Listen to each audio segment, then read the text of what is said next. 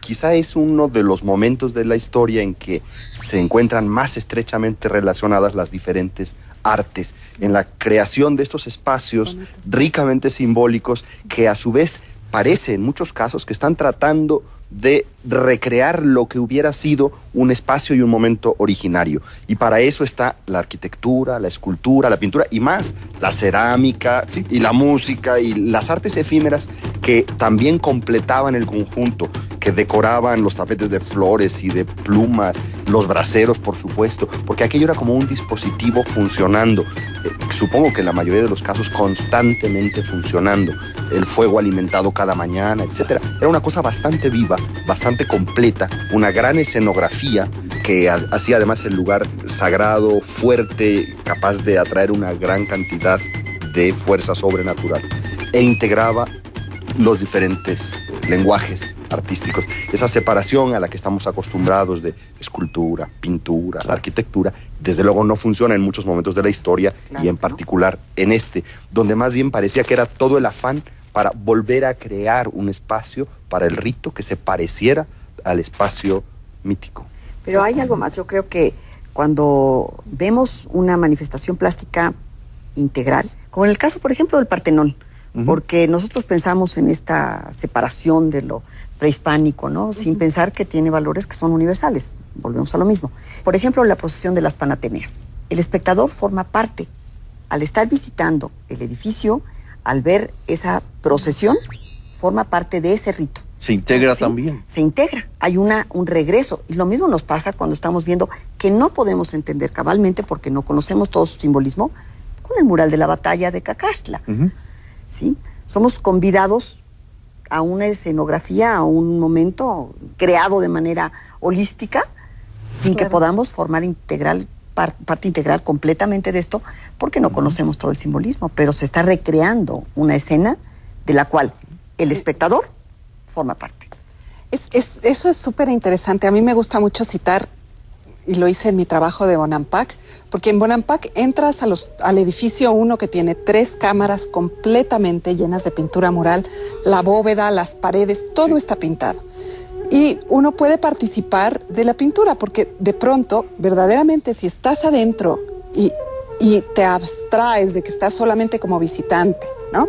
Y estás ahí, estás, es como si entraras en otro tiempo y en otro momento, porque todos los muros alrededor están pintados. Entonces la pintura en realidad transforma el espacio arquitectónico en el espacio de la representación.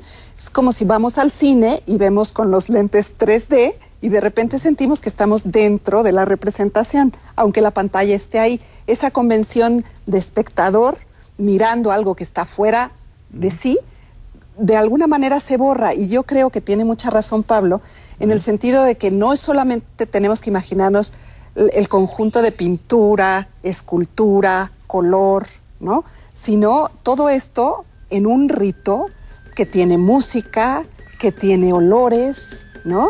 Que tiene a toda esta gente caminando y con brillos, etcétera. Entonces, de pronto, sí podríamos como siquiera tratar de hacer que nosotros que estudiamos el arte, hacer que los espectadores se acercaran un poco más a ese mundo tan vívido y rico, ¿no? No son representaciones que fuesen puestas para que se analizaran o para que se vieran intelectualmente. Cuando decimos que representan los pisos del cosmos y esto, es porque iban a ser de alguna manera habitados, usados en la convicción de que se formaba parte de ese espacio.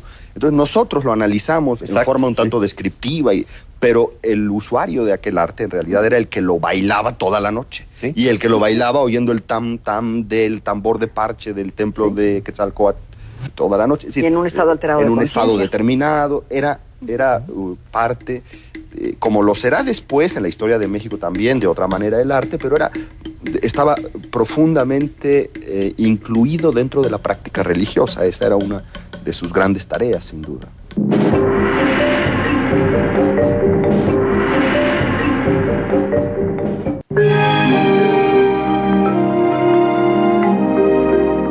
El tema de hoy es precisamente el encuentro de dos mundos, es decir, aquel momento en que en el siglo XVI se va a dar ese encuentro de diferentes culturas, como era la europea y como era también la mesoamericana.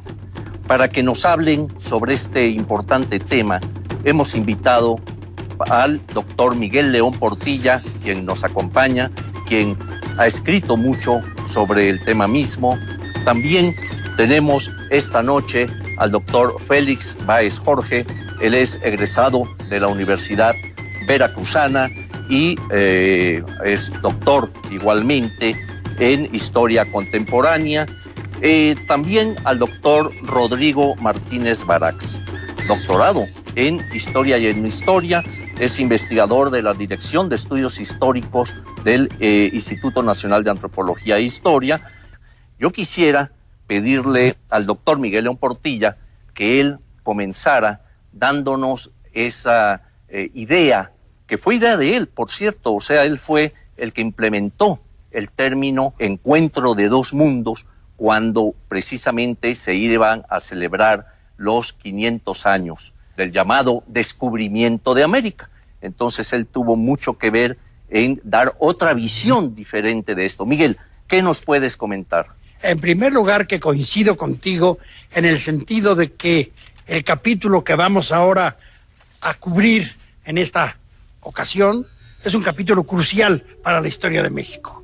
Y para enmarcarlo al principio quiero acudir a dos enfoques. Uno que llamaré un prólogo en el cielo y el otro un prólogo en la tierra. Muy bien. El prólogo en el cielo van a ser los presagios, pero el prólogo en la tierra es el concepto con el que queremos enmarcar este proceso.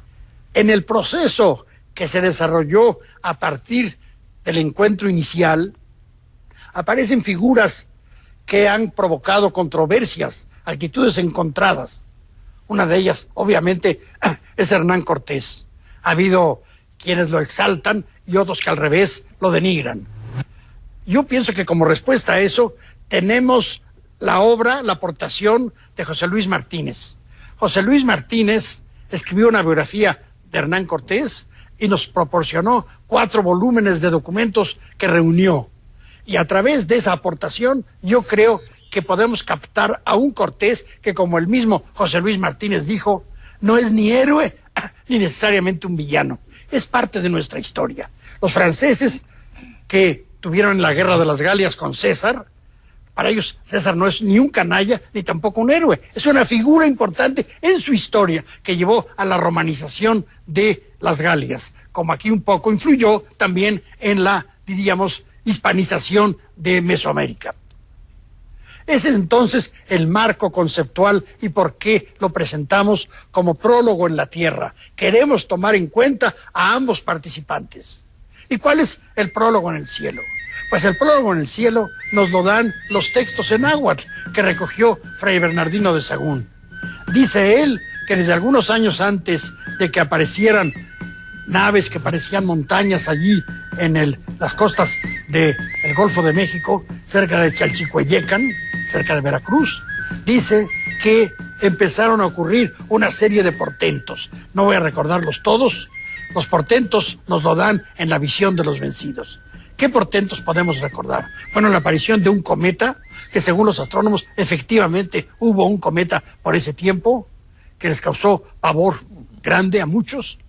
Después, otros más cercanos, que el templo de Huitzilopochtli parecía arder, que en el templo de Xiuhtecutli cayó un rayo, que además un día unos pescadores encontraron una grulla y en la cabeza de la grulla apareció un espejo y en él Moctezuma se acercó y vio que venían muchos hombres dándose de empellones y algunos